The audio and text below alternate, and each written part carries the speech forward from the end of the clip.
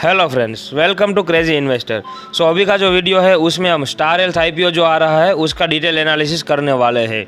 So generally हम IPO में apply क्यों करते हैं, तो हमारा फर्स्ट और मेन रीज़न है लिस्टिंग गेन, क्योंकि वहाँ से हमें पैसा 2 गुना या फिर 3 गुना भी हो सकता है। और दूसरा जो रीज़न है वो है कि अगर कंपनी अच्छे फाइनेंशियल दिखाती है तो उस कंपनी में हम लॉन्ग टर्म के लिए भी होल्ड कर सकते हैं और अच्छा मुनाफा कमा सकते हैं। तो क्या ये स्टार हेल्थ जो है उसमें हम लॉन्ग टर्म खेल सकते हैं, या फिर इसमें सिर्फ हमें लिस्टिंग गेन के लिए जाना चाहिए, या फिर हमें लिस्टिंग गेन के लिए भी नहीं जाना चाहिए। सो चलिए बिना किसी देरी के इस वीडियो को शुरू करते हैं और जानते हैं कि क्या है स्टार हेल्थ के फाइनेंशियल्स, कब ओपन होने वाला है, कब क्लोज होगा, सारी डिटेल्स। सो दोस्तों, अगर हम इस कंपनी की इन्फॉर्मेशन में जाए तो ये जो कंपनी है वो 2006 से मार्केट में हमें देखने को मिल रही है। ये जो स्टार हेल्थ है वो 15.8% के मार्केट शेयर के साथ इंडिया की one of the largest private health insurance company है। और दोस्तों, इनका जो मेन काम है, जैसे कि हमने बात की वैसे इनका मेन काम है हेल्थ पॉलिसीज़ को डिस्ट्रीब्यूट करना। और ये किन के साथ मिलके हेल्थ पॉलिसीज़ जो है उनको डिस्ट्रीब्यूट करते हैं, तो यहाँ पे लिखा है कि ये जो कंपनी है वो इंडिविजुअल एजेंट्स और कॉरपोरेट एजेंट बैंक के साथ मिलके हेल्थ पॉलिसीज़ को डिस्ट्रीब्यूट करते हैं। दोस्तों, सितंबर 2021 के डेटा के मुताबिक इनका जो नेटवर्क है डिस्ट्रीब्यूशन ऑफ पॉलिसीज़ का वो 779 हेल्थ इंश्योरेंस ब्रांच के साथ इंडिया के 25 स्टेट और 5 यूनियन टेरिटरीज में फैला हुआ है। और अगर मैं इसके हॉस्पिटलाइज्ड नेटवर्क की बात करूं तो इन्होंने इंडिया के मोर देन 12,000 हॉस्पिटल के साथ टाई अप किया हुआ है। सो दोस्तों, अभी हम आ गए हैं कंपनी के प्रमोटर्स के ऊपर। सो यहाँ पे मेनली हमें 3 प्रमोटर्स के नाम सामने आ रहे हैं, जिसमें पहला है सेफ क्रॉप इन्वेस्टमेंट इंडिया, दूसरा है वेस्ट ब्रिज AIF और तीसरा नाम यहाँ पे राकेश झुनझुनवाला का सामने आ रहा है। दोस्तों, इस कंपनी में Rakesh Jhunjhunwala around 18% stake hold करते हैं। सो दोस्तों, अभी हम आ गए हैं कंपनी के फाइनेंशियल के ऊपर। यहाँ पे जो सारे फिगर्स लिखे हैं वो इन मिलियंस है और हमारे पास यहाँ पे year on year data available है। तो हमारे पास पिछले 3 सालों का डेटा है, 19, 20 और 21 का। तो अगर हम 19 की बात करें तो 19 में इनका जो एसेट्स है वो 16,000 था, जो कि 20 में बढ़कर 18,000 हो गया, और 21 में तो 18,000 का डायरेक्ट अराउंड 45,000, मतलब कि एसेट्स जो है वो ऑलमोस्ट डबल हो गए हैं। और अगर हम बात करें रेवेन्यू की, तो रेवेन्यू भी हर साल डबल होता जा रहा है। 19 में जो रेवेन्यू था वो अराउंड 2,000 था, जो कि 20 में बढ़कर 4,000 हो गया और 21 में बढ़कर 9,000। अगर मैं बात करूं प्रॉफिट की, तो इसका प्रॉफिट जो है वो 19 में अराउंड 1,000 था, जो कि 20 में बढ़कर 2,000 हो गया और 21 में बढ़कर अराउंड 8,000, यानी कि 4 गुना प्रॉफिट हो गया है। सो दोस्तों, कंपनी के फाइनेंशियल्स जो है वो लगातार बढ़ते मैनर में है। पिछले 3 सालों से कंपनी ने ऑलमोस्ट ग्रोथ ही दिखाई है, यहाँ पे कहीं पे भी कंपनी डाउन नहीं हुई है। तो इस हिसाब से कंपनी जो है वो लॉन्ग टर्म में अच्छा परफॉर्म कर सकती है, ऐसा मेरा मानना है।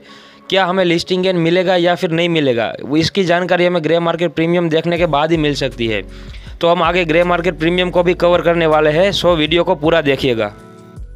सो हम आगे चलते हैं ऑब्जेक्ट्स ऑफ द इश्यू के ऊपर, मतलब कि कंपनी ये जो मार्केट में से पैसा उठाने वाली है तो उसका करेगी क्या। तो इसमें लिखा है कि जो इनका पैसा उठाने का एम है वो है increase companies capital and to pay a loan. तो कंपनी जो है वो अपनी कैपिटल को इंक्रीज करना चाहती है और उनके ऊपर जो कर्जा है उनको वो कम करना चाहती है, इसलिए वो आईपीओ के जरिए पैसा उठाने वाली है। सो चलिए आगे चलते हैं कंपनी के आईपीओ की बेसिक डिटेल्स के ऊपर। तो कंपनी का जो आईपीओ है वो ओपन होने वाला है 30 नवंबर को और इसकी क्लोजिंग डेट रहने वाली है 2 दिसंबर। सो हमारे पास आईपीओ में अप्लाई करने के लिए 3 दिन रहने वाला है, 30 नवंबर, 1 दिसंबर और 2 दिसंबर। 2 दिसंबर के बाद इसकी जो बिडिंग विंडो है वो बंद हो जाएगी, मतलब कि उसके बाद हम किसी भी तरह से इसमें अप्लाई नहीं कर सकते हैं। और मैं इसकी फेस वैल्यू की बात करूं तो वो है 10 रुपीज़ पर शेयर और इसका प्राइस बैंड रखा गया है 870 रुपीज़ से लेके 900 रुपीज़ तक। अगर इसका मैं एक लॉट उठाऊँ तो उसमें हमें 16 शेयर मिलने वाले हैं और इसकी लिस्टिंग जो है वो BSE और NSE दोनों जगह पे रहने वाली है। तो चलिए हम बात करते हैं इश्यू साइज़ की। तो ये आईपीओ जो है वो अराउंड 7,000 करोड़ का रहने वाला है और उसमें से फ्रेश इश्यू जो है वो 2,000 करोड़ रहेगा और ऑफर फॉर सेल जो है वो 5,000 करोड़ का रहने वाला है। सो दोस्तों, अगर इस डेटा की माने तो जो कंपनी है वो इस आईपीओ में से सिर्फ 2000 करोड़ ही रखने वाली है। बाकी के जो 5000 करोड़ है वो इनके प्रमोटर्स जो कि पहले से ही इस कंपनी के शेयर को होल्ड करते हैं उनको जाने वाले हैं, जो कि एक नेगेटिव साइन होता है। और अगर आप इस कंपनी के एम्प्लॉय है तो आपको इस प्राइस पे 80 रुपये का डिस्काउंट मिलने वाला है। सो दोस्तों, अगर हम आगे बढ़े तो यहाँ पे लिखा है कि इसकी जो अलॉटमेंट डेट है वो 7 दिसंबर है। मतलब कि 7 दिसंबर को हमें पता चल जाएगा कि किन किन को अलॉट हुआ है, और जिन जिन को भी अलॉट नहीं हुआ है उनको रिफंड 8 दिसंबर को मिलने वाला है। 9 दिसंबर को जिन जिन को अलॉटमेंट लगा है उनके अकाउंट में शेयर क्रेडिट हो जाएंगे, और 10 दिसंबर को इसकी लिस्टिंग होने वाली है। अगर दोस्तों मैं इसके लॉट साइज़ की बात करूं तो आप इसमें मिनिमम 1 लॉट के लिए अप्लाई कर सकते हैं, और उसमें आपको 16 शेयर मिलेंगे जिसका प्राइस रहेगा 14,400 रुपीज़। और मैक्सिमम लॉट साइज़ की बात करूं तो यहाँ पे आप मैक्सिमम 13 लॉट के लिए अप्लाई कर सकते हैं, जिसमें शेयर क्वांटिटी रहेगी 208 शेयर्स, और इसकी जो इफेक्टिव प्राइस रहेगी वो रहेगी 1,87,200 रुपीज़।